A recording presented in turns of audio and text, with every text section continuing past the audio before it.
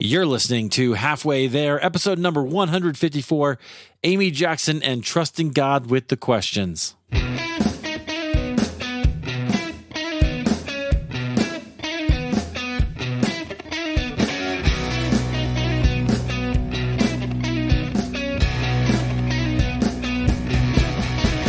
hey friends, welcome to Halfway There. This is the show where we have honest conversations with ordinary Christians about today's Christian experience.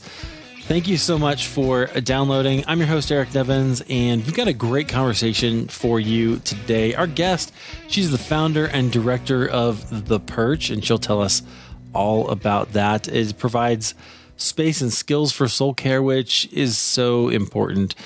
She's also a former publisher at Christianity Today and has served in pastoral ministry. I'm sure we'll get to all of that in due course here. Our guest is Amy Jackson. Amy, welcome to Halfway There. Thank you so much for having me. It's a joy to be here. It is great to have you here. And I love a lot of what you're doing. I can't wait to hear more about it. Why don't you start off by just telling us a little bit about who you are and where God has you right now? Yeah, so I am in Aurora, Illinois, just to kind of give people geographical context. And I currently am leading my own organization, the Perch. And we're doing all sorts of different events and resources all around soul care. So everything from retreats and kind of traditional things to meditative painting and all sorts of artistic workshops and things to help you kind of figure out what your calling is and find purpose in life. So it's a really, really fun season of life. Yeah, it's really cool. You've got all kinds of, you do like retreats, and if I remember right, you have a space even, right? That you have that, right? Yes, yeah. About, not even quite a year ago, we moved into our own space in downtown Aurora, which has been a real joy to have our own consistent space instead of just random rented places every time we're doing an event. Right, which is really cool. So I love that, and I can't wait to hear more about why you started the Perch and how it came about and what God's doing with it. But let's come back to that. Let's work our way back. So let's start out. Tell us, are you from Illinois? Are you an Illinois girl? I am. I'm actually from Aurora. You are? Wow. I have not gone far. Very cool. Yeah. I'm from technically North Aurora, which is its own town. But born and raised here, and my husband and I met in high school actually, and never thought we'd come back here. And yet we're here and we're still here. Yeah. Yeah. Interesting. So I lived in Chicago for a while. I lived in Highland Park. So kind of north instead of east of Chicago. But so I remember that world well, and I miss the food. Like that is good food out there. It's true. We have some pretty great food in the area. We know how to eat well. No doubt. That might be why I gained like 50 pounds when I was in Chicago. It's understandable. Anyway, well, that's awesome. So from Aurora, what was it? Did you grow up like as a church kid, or like what was your family like? Yeah, so I did not. I did not grow up going to church. We occasionally went to a Catholic church in the area. My dad had been raised Catholic and felt pretty strongly that we should at least go through kind of the sacraments, go through confirmation at some point.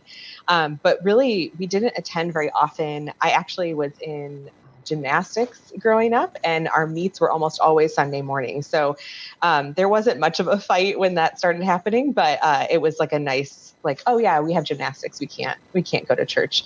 And so, yeah, I grew up not attending, or very, very infrequently. We might go for Christmas Eve. But that was about it. Okay. So there's not a lot of spiritual connection necessarily through your family.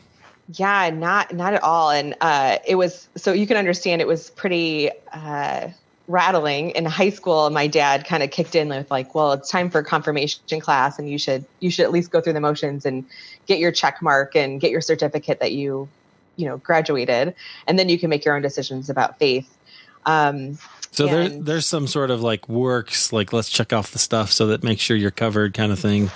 Absolutely. And it was really the first time I even had like, I was like, what are you talking about? We don't go to church. What do you mean? But I was willing to oblige for a little while and go to the classes, but quickly had a lot of questions. Things just weren't logically adding up to me. And so I just started asking questions. I've always been someone that is willing to voice like, hey, well, what do you mean? And what does that look like? And I quickly found out that my questions were not welcome in my particular class. What? Yeah. It may have been different with other teachers, but the teacher that I had was not a fan of any questions whatsoever. And I can distinctly remember one day her response to me was, you know what, you're going to go to hell because you can't have all these questions. Oh, no. And for me, that was like, okay, well, this feels very flawed. If this God that you're trying to, win me over to can't handle a couple of questions. And so for me, that was kind of the end point. I was done. I didn't want to return. I actually dropped out. I kind of just decided on my own, like I'm dropping out, and which turned into a whole series of questions where the priest tried calling me, trying to convince me to come back. We were about 2 weeks out from confirmation. So it was very close to graduation day, if you will. And I just was done. It was like, well, maybe some other time, maybe in the future, if I had more of a inkling to do that and had someone who could answer questions. But right now, this just doesn't make any sense. And coincidentally, my dad, who was the one who really was raised in that kind of environment and was the one who originally was pushing it, was like, well, you tried, it's all good. Like, not a big deal. And that's all he wanted. Yeah. Wow. And my mom was the one who was like, no, you need to finish what you started. Like, you need to check off the box. So it definitely led to some tense month or so in our house. And then it was quickly dropped again, because as I said, it wasn't really part of their journey. It wasn't part of their lifestyle. But kind of a weird turn of events. Just a few months later, I had a very, very close friend of mine who regularly went to church and regularly was part of her youth group and was a leader there, just invited me they had a fun night kind of thing. And so I thought, well, this will be fun because I know how this goes. I'll ask questions and scare everybody away. Try it again. And so I actually brought a friend. I did accept her invitation, but I brought another friend so we could kind of like laugh and make fun of the whole thing. And I went, and it happened to me what they called testimony night. And it was literally kids that I had grown up with, who I was in school with, who were sharing their own stories of why they went to church, why they were there. None of them had stories of my mom makes me come or my dad is making me be here.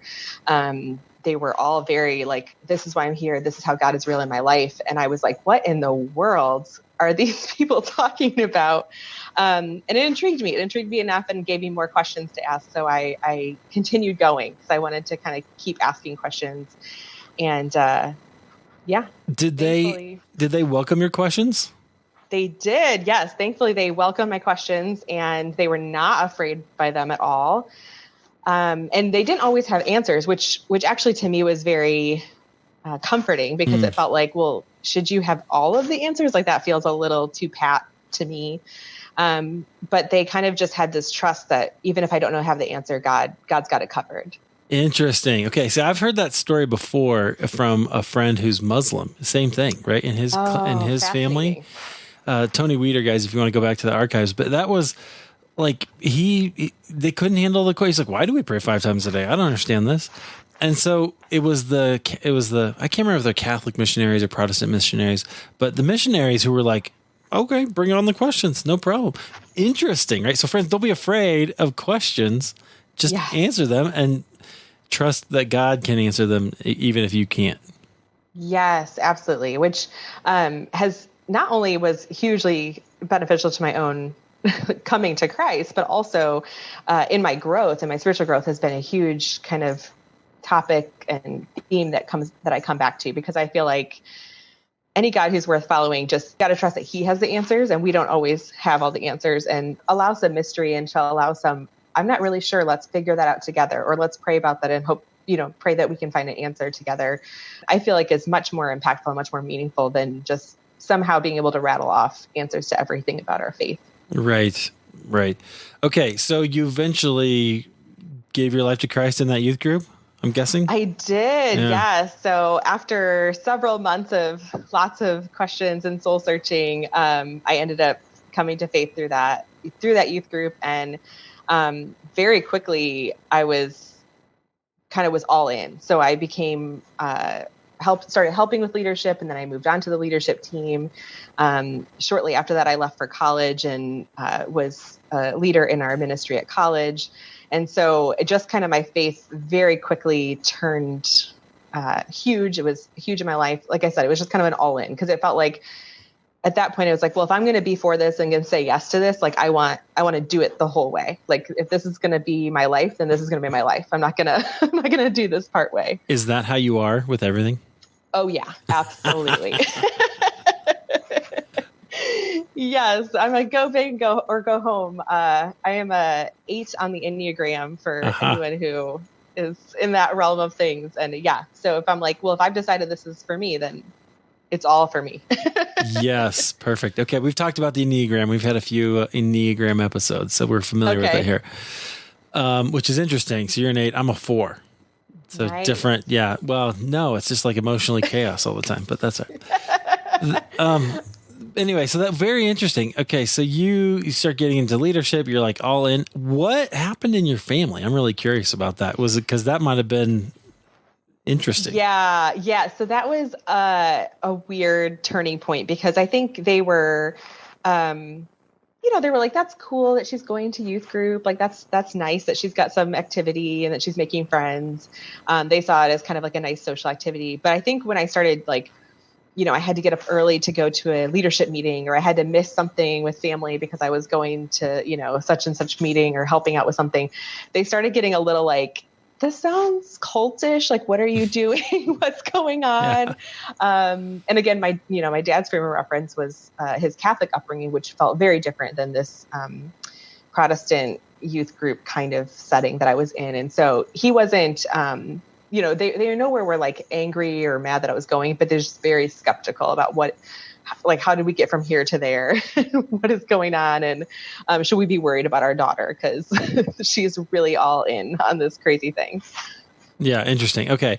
So it sounds like you also very quickly were, you said you being a leader and kind of like diving in. Did you have any other kind of discipleship besides just being in the leader? Or what kind of, were there mentors? Were there Bible studies or something that kind of ingrained that into you? Yeah. So I was, I always say small groups have always been part of my faith walk, because from the very beginning, that was just part of the structure of our group. And throughout the rest of my experience, small groups have always been prominently featured in any setting I've been in, and ended up in myself in pastoral ministry overseeing small groups. But I think, so right away I was in these groups of not only peers, but also partnered with older kind of adult sponsors that would meet with us one-on-one and kind of start doing some more formal discipleship, which was helpful in so many ways, because I had literally no background. I didn't know any Bible studies. I didn't know any Bible stories. I didn't know know the right Jesus answer. I didn't know what those things were.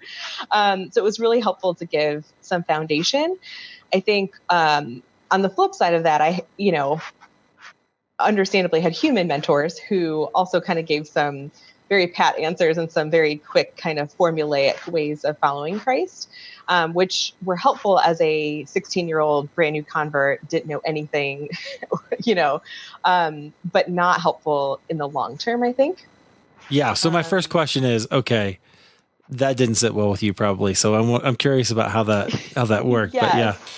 Yeah. So I think, originally it was like, I just wanted to soak up, like, what am I supposed to do? Like, what does this new life look like? I know it looks totally different. And so getting some answers was helpful. But at a certain point, when it became kind of basically the message that I picked up was that there was this perfect formula to follow Christ. And basically the Christian life was as much as possible. And I would say not even as humanly possible, because there was a trust aspect of God meeting us in this endeavor, but as much as possible to stay the course on that formula. And if you fall off the course, there's grace, there's forgiveness, but get back on the formula. There's one formula for following Christ. And which is what? It's, I think there was a lot of very basic, like read your Bible so many minutes a day, right. Pray, go to church one time a week at least. It was very like, here are all the boxes to check off on a regular basis. Right.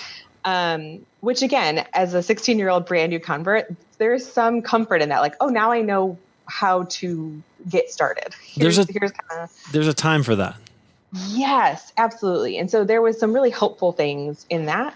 But very quickly you start discovering, well, life just isn't that simple. And I'm meeting believers in different contexts who are living lives that are fantastically honoring God, but don't quite look like this formula that's been laid out for me. And other people who are following the formula perfectly that don't really look like it's affecting their lives very well. And so, so I was pretty quickly kind of like, wait a second, maybe there's more than this formula. And I'm not sure and at that point I didn't even really know how to figure that out or where to go. Yeah. Okay. So how did you figure that out eventually? Yeah.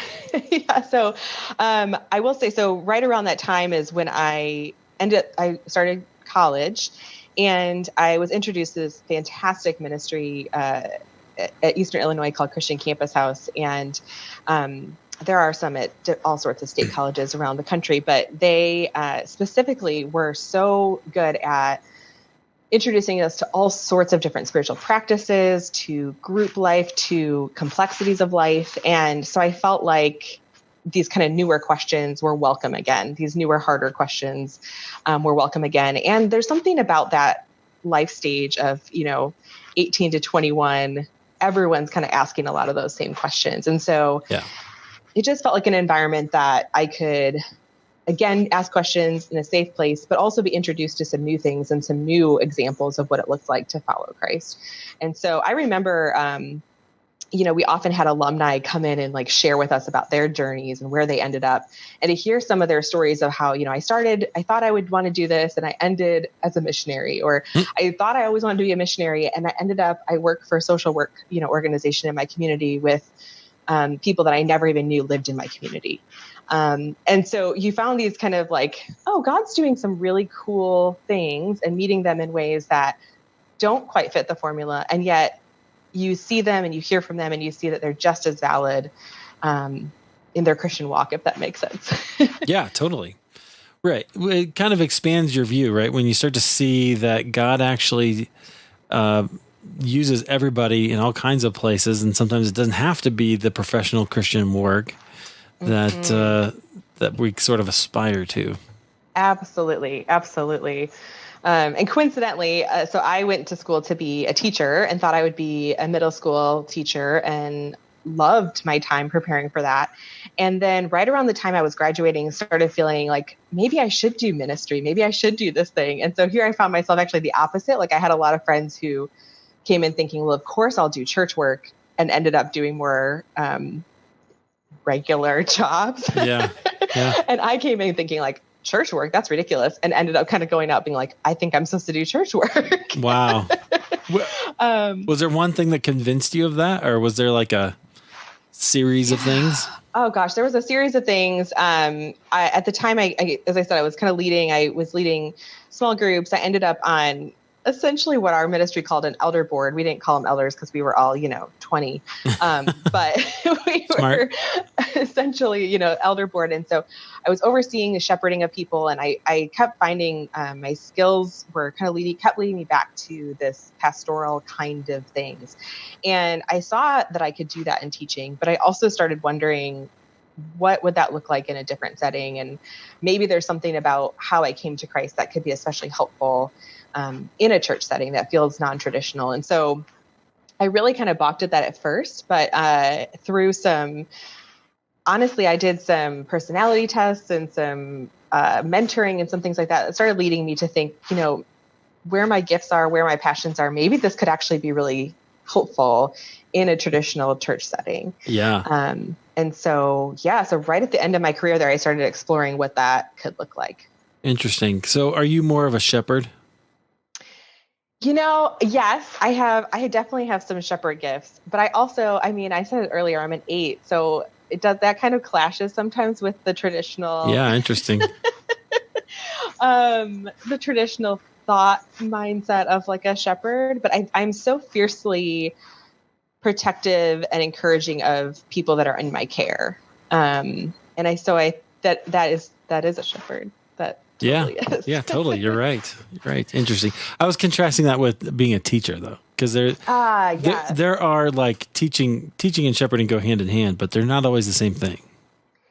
That's a great point. Yes. And it's funny because I love the teaching aspect and I love that, but there is something profoundly much more life-giving to the like shepherding to me. So Gotcha. Yeah. If teaching helps with the shepherding, great. But you're absolutely right that shepherding is definitely where my heart is at. Oh, interesting. Okay. Well, cool. So you discover this and then what happens? Like, where do you go? Yeah. So, this was totally, there's no other explanation than God had been preparing this, but the church that I had gone to youth group at, had heard about, which is so funny to think about this now, but they were calling it this newfangled thing called small groups that they had heard about. Right. And, so they wanted to hire someone to start small groups at the church. And because I had all this experience, especially through college ministry, they thought, well, you should be able to help us. So they actually offered me a pastoral position right out of college to come back and start small group ministry at the church, which was so crazy. I had barely even attended a church, a traditional church prior to that. And then to be back where I actually was like a peer to my youth pastor. So that's kind of a funny chain of events. That's a weird relationship there, huh? Yeah. Yeah. Which he is an amazing, he's fantastic. And he made it so smooth and lovely. And he always treated me as a peer, but yeah, I would be like, should I be offering my opinion at this meeting too? Because like, you're like the guy that helped me. So it was really fun. Very cool. How long did you do that? So I did that for about 4 years. It was an experience. Oh, no, it was. Really I have to hear more about this. Yes, it was really, really good on so many levels. The church, my fellow staff members were so amazing at giving me so many opportunities to test my wings, to try my skills, to try out different gift sets, to preach, to, do all sorts of things. And so it was really amazing opportunities to just try things and figure it out. And the church itself had a lot of inner conflict happening that wasn't being dealt with. And so in my time there, the numbers drastically dropped. And along with that, the budget drastically dropped. And so small groups aren't as important anymore. Exactly.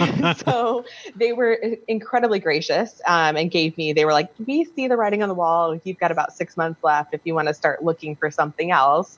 But yes, it was it was definitely a hard place to be where you're like, well, I'm just being eliminated. But at the same time, I think it was some grace in that timing, because it was a very hard place to be.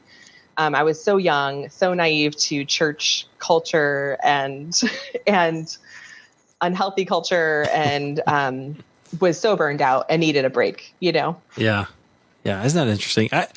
I spent literally 15 years wanting to be a pastor. And then when I graduated, it was a downturn and didn't really have any experience because I was working full time and going to school full time and trying to do a little ministry here. And I just didn't ever really get into a pastoral position.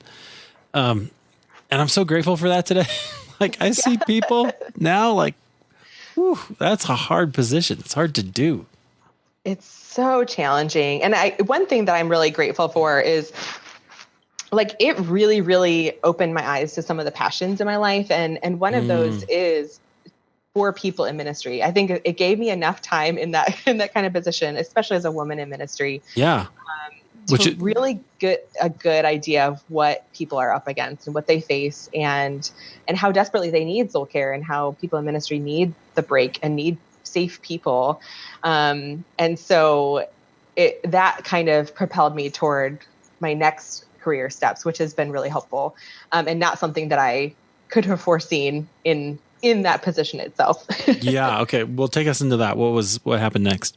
Sure. Yeah. So I, at the time, really just thought I would stay in ministry. So I applied to what felt like 1 million different positions in the area. And honestly, just never heard back from any of them, like never heard a word, which I know is unfortunately very, very common. Okay. Can I just rant about that for a second? Don't do that. Friends, if you're ever on a search committee, don't do that. Make sure everybody hears from you. Even if you don't want them, just say something, please. It's Seriously. so bad. Even just like the basic email that's like, thank you for applying. We've gone a different direction. Send it to all of the people. All you need to know. I know it's hard. It takes some time. It's all you need. You just need some closure. Okay, that door's not going anywhere. Fine. Because I had that same experience. It's just so irritating. Oh, it's so frustrating. Well, especially because you keep thinking like, wait, am I hearing back from them? Should I hear back from them? What's going on? And you don't want to be the nag who keeps emailing to be like, just wanted to make sure you got my stuff, or, giving the call or whatever. Right. So just let me know. It's all good. Right. Just be honest. It's okay. Have that conversation. All right. Yeah. Anyway, sorry. That's an aside. No, absolutely. I feel like we helped some people here, though, Amy. I think so. It's a good life lesson. We needed to speak that truth. Amen. All right. Go ahead. Yeah. So after I kind of felt like, well, I think this door might not be open. I was actually finishing up my grad program at the time. I went to Wheaton College and did a Christian formation and ministry program. And I was finishing up, and I ended up talking with my advisor, like, do you have any insight? Like, should I go a different path? Is there something I'm not thinking of? And she was like, have you ever thought about Christian publishing? Which I was like, what are you talking about? I'm talking about ministry to you, and you're throwing back to me publishing, which just felt so bizarre. And now looking back, I'm like, she must have thought I was so silly, but she was gracious to me. And I ended up started looking at some different publishing editorial positions, and found myself in an internship at Christianity Today doing some church resources. And so I just as a funny note, I started in an area of the ministry called church law and tax. And so literally it was like compensation tables. Oh yeah. And, things around how to protect children in the church and creating resources for that. And I hated every minute of the products that I was putting together, but I loved the work. Like I loved the editorial work. And so it just so happened as my internship was ending, the brand smallgroups.com opened up, and they needed an editor. And so I moved into that position, and I was there for 7 years. Wow. Yeah. So it ended up being a really good fit. Yeah. That's awesome. Yeah. Because I think Christian publishing is a world that is very interesting, but also a little bit misunderstood. What did you learn in that time about the aims and things that are going on there? Yeah. So, I will preface and say at Christianity Today in particular, there's kind of two different areas. One is the magazine that so many people are familiar with, and kind of the more news, article kind of things that are coming out. And then there's tons and tons of different church resources. And so what I realized once I actually got into it was that these resources were so helpful. They were helping actually churches around the world do the work that God had put before them. And so, I put together these resources of literally how do you find small group leaders? How do you train small group leaders? How do you take care of yourself as a leader, as you're leading ministry? And these are really basic things, but literally who is helping ministers do that well? And so it felt like a really important ministry to people like I had been in ministry, right? Needing those kind of resources and encouragement and, really practical tools. And so it was a world I had no idea even existed. And then I felt like, oh my goodness, this is so critically important. Especially when you think of, today we think of a lot of larger churches that are able to create a lot of their own resources like that. But the majority of churches are not that position. The majority of the churches are, 100 people or less, and they have one pastor maybe or two staff people, and they're trying to do it all, and they need all the help they can get and encouragement that they can get. Yeah, absolutely. So in a way, you were shepherding pastors there. Absolutely, which was ironic because it took me about 1.5 years to go, oh, I see what you did here, God. Nice. Very interesting. Yeah. So it was a fun realization when you're like, oh, I see what you did. But yes, yeah, I ended up shepherding the shepherds, which was a really cool place to be. Yeah. Yeah. Very cool. Okay. So how long did you do that? You said 7 years. Yeah. So, and during that time, I took over all sorts of different areas, discipleship things, pastoral resources, women in ministry. And overall, I absolutely loved the ministry of it. I loved hearing from people and hearing their stories and hearing how we had helped them or impacted them in their own ministry. And then suddenly it was not a good fit for me anymore. And so I moved out of that role about just over 1 year ago, actually. And so, one thing I learned the hard way was, as I kind of grew in the organization and got into different places, I started realizing that sometimes behind the scenes looks drastically different than right in front of the curtain. Yep. And so I really started wondering what my kind of long-term plan was there and what that could look like, and if it was what God had for me. And it turned out it was not what he had for me for the long term. Okay, so this is all interesting, I think, because you had this real process of kind of finding your gifts and finding your kind of sweet spot and and developing that and doing it. Can you describe just your relationship with God throughout that whole time? Like, what was that like? Yeah, great question. So, it's funny to think, because I always say, like, for 6 of my 7 years there, I literally would wake up and thank God for my job every single morning, because it felt like, you have perfectly placed me. You know my gifts so much better than I even know. You're giving me opportunities to do ministry that I didn't even know that's exactly what my heart was desiring. And then things started shifting. And so I started being like, well, wait a second, you brought me here. Everything seemed to be really great. I've continued doing the things that I'm really, I think, good at, what you've put on my heart. Why is this changing? So what's going on here? And it wasn't, to be clear, it wasn't like anger at God. It was just kind of this, am I missing something? Or what, am I doing something that's changing this? Mm-hmm. And so there was a lot of confusion and kind of this soul searching again, of like, kind of like when I was exiting ministry, like full-time ministry, I felt like, wait a second, isn't this where you placed me? Like, am I missing something? What's going on? And so I felt like my answer to that was to try to go to good counselors, if you will. So I talked with a lot of friends and did some more research into, who am I, and sitting with God and just really allowing him to speak to me and speak about what was on my heart and what needed to happen. And during that time, he actually really brought up this dream that had been on my heart for a long time that I quickly kept pushing away, which is what actually became the Perch later on. But it kind of kept coming back to this, I got this very clear sense that I know this is really hard. I know what you're saying. You are doing the same things. Like, why is everything shifting underneath your feet? And I just felt like him really like sitting with me, like, I know, and it's not going away. Like, which is kind of a funny place to be.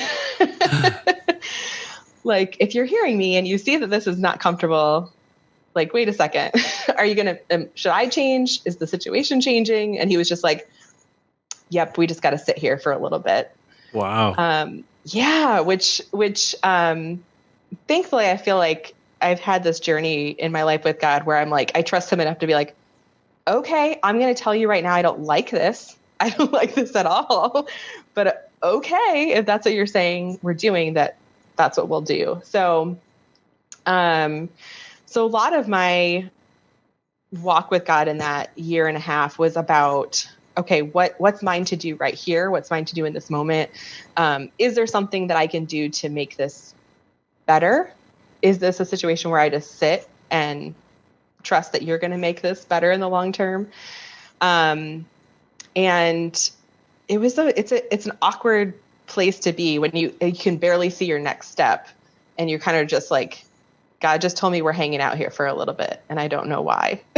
Yeah, and you don't want to, it sounded like. And it didn't. Oh gosh, no. It didn't sound like you changed. Probably something in the environment changed that kind of made it a little more difficult. Absolutely, absolutely. And so that's a hard place to be, because I think part of my instinct has always been, I want to be a part of a solution. I want to do some introspection, like how am I adding to this situation? And so that was my first instinct. It was to say, okay, God, I clearly have strayed here somehow. I've messed up. What's going on with me? What do I need to change?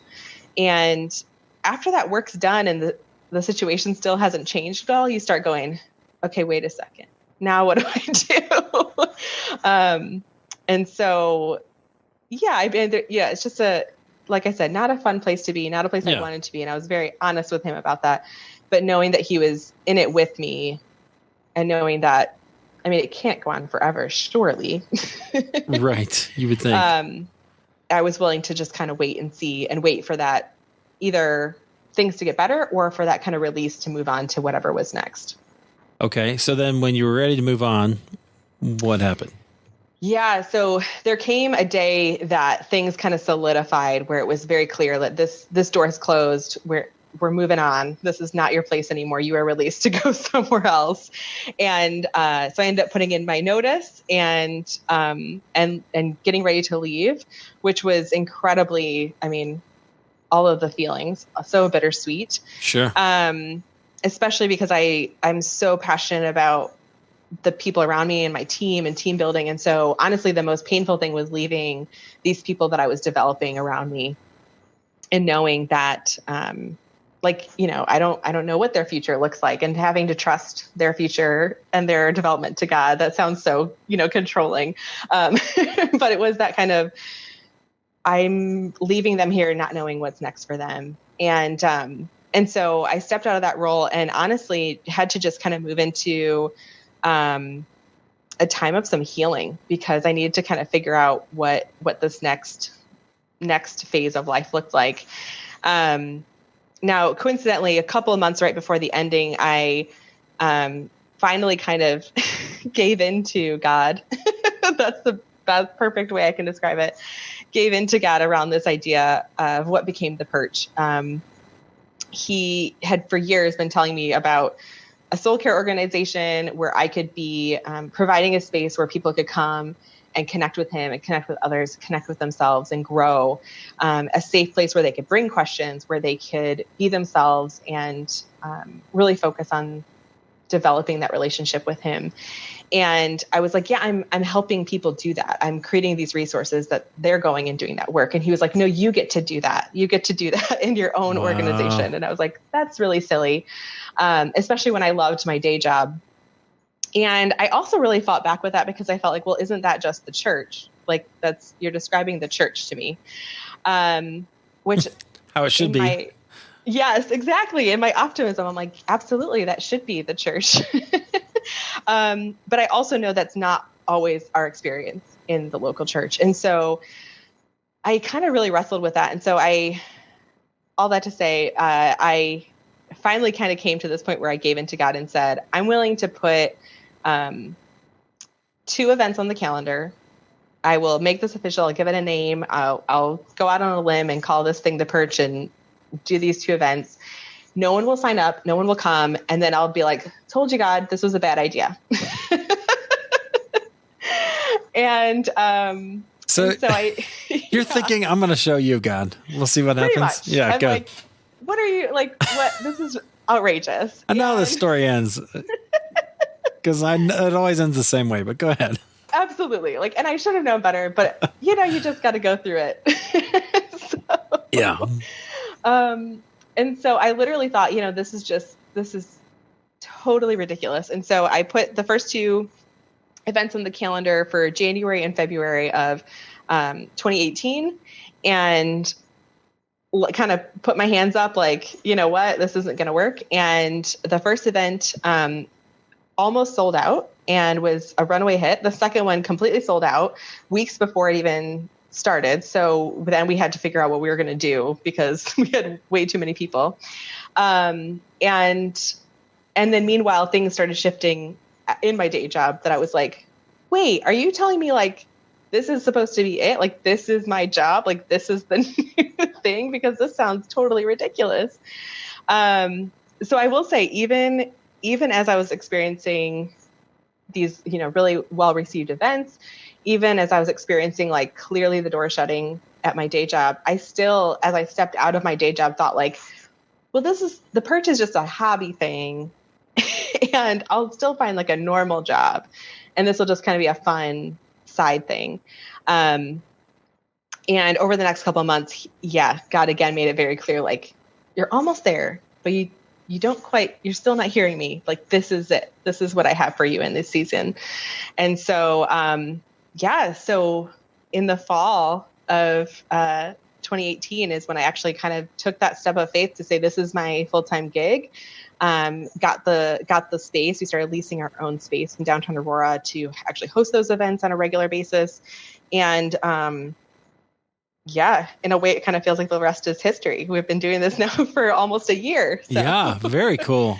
Yeah. Very cool. So tell us about some of these events. Like what do you like to do? And what are you kind of trying to facilitate? Yes. So my favorite events are, some of our longer like retreat days. So the very first event we held, and then we held it again this year in 2019, is the Empty and Fill retreat. We do it in January, and it's a 9 to 4:30 event where you have some traditional, like a little bit of teaching and setting up the day.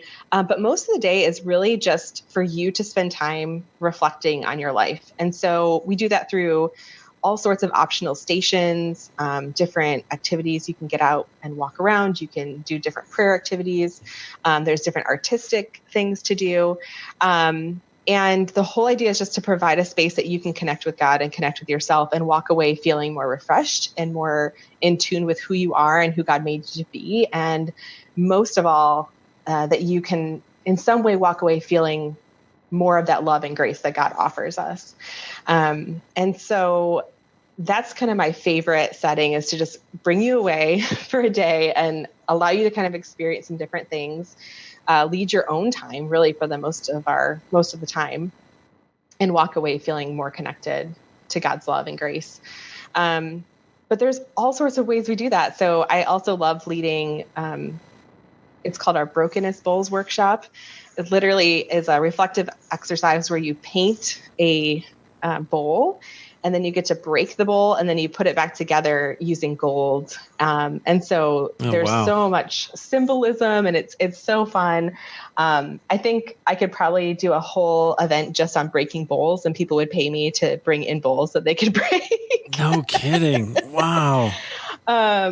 But so there's so much, symbolism and beauty. And I love kind of expanding people's imagination to think beyond kind of our usual go-to things of how do I connect with God, and how do I really soak up his love and grace. Yeah. And I think that's so, so valuable, especially in the evangelical context, right? We've just gotten so head-based and teaching-based. And I mean, that's one reason that we're doing a story, right? Because I thought, man, we have to hear more of this. And I can ask questions. I can't preach very well. So I can do that. And there's enough preaching podcasts. But yeah, I think that totally is a good thing. Wow. Okay. So that's it. I love the Perch, and someday maybe I'll get a chance to get out there and come see you. But that sounds like a really neat ministry. You also have some cool like things that you sell on your site. Is this how you're kind of helping support that? Yes. Yeah. So we have a lot of events, and if you're local, like that's kind of our main way we're supporting ourselves. But we also know not everyone is in Aurora, Illinois, or in our surrounding areas. So I create a soul care guide for each season. So right now we've got our summer soul care guide up, and it has 25 different ideas of ways that you might connect with God and others and yourself this summer. And again, the whole point is to kind of just help expand your imagination a little bit, and find those soul care practices that really fill you up and help you connect with God. And so it's some fun resources on our website to help you wherever you are. Well, you've clearly got a sense of humor as well, because some of these cards that you have crack me up. Like, as your friend, I'm willing to punch anyone who tells you everything happens for a reason. Yes. So we have a whole series of greeting cards that you can buy and send. And oh my goodness, can I just tell you, this is like, I absolutely love them, because I just thought, like, how do we create cards that you actually want to like get, like the thing that says the real thing. Right. Right. Or there's one that says you're neat, but it's got a whiskey. It's got a picture of a whiskey. Yes. I like that.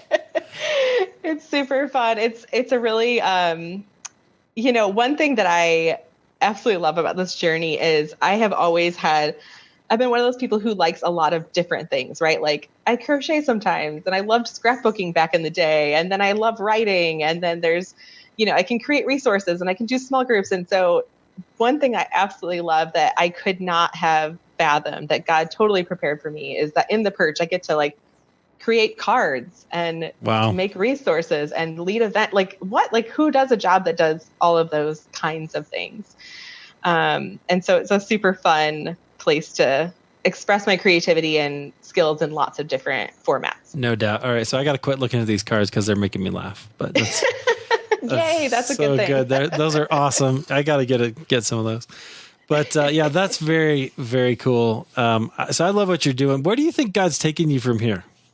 Yeah. So one thing I have really, obviously, I should say off the bat, obviously, I think there's still so much growth that can happen with the Perch.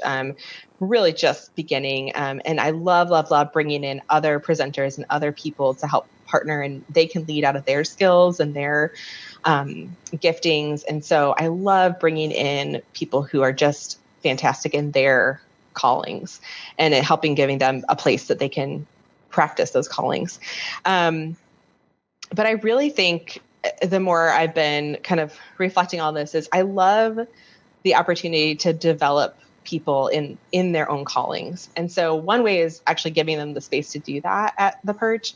But I also just feel like there's a lot more people entering into this area of soul care and just even thinking through, how do I do this as a ministry or as a business? And I think I'm wondering how God might kind of guide my path toward connecting with more people and helping to develop one another in that area. Yeah, very cool. I agree. There's so many of us starting to go, hey, I want to help. And the reality is our pastors, for the most part, don't have that chance. They're having different gifts, not necessarily the shepherding gifts. And that is lacking. We need it. So I totally agree. Interesting. Well, okay. So we could talk forever because I think there's a lot that we could talk about this, but I can't believe we're coming up against our time. So thank you so much, Amy, for sharing your story. Is there anything you want to leave us with? I think just one thought is I have become so convinced that the most important thing is just to be able to move more fully into accepting God's love and grace for us, because he is more loving and more grace-filled than we could ever comprehend. And I think to me, this work of soul care and inviting people into it is all about inviting them into that space where they can really internalize and accept that love and grace for themselves in new ways and in expanding ways. And I think if we can do all the right things and we can do all the good things for God and totally miss out on soaking up that love and grace for ourselves. And wouldn't that be a tragedy? Yes, it would. Doubt. Amy, thanks so much for being here. I appreciate you sharing your story. Thank you so much for having me. It's so fun to talk to you.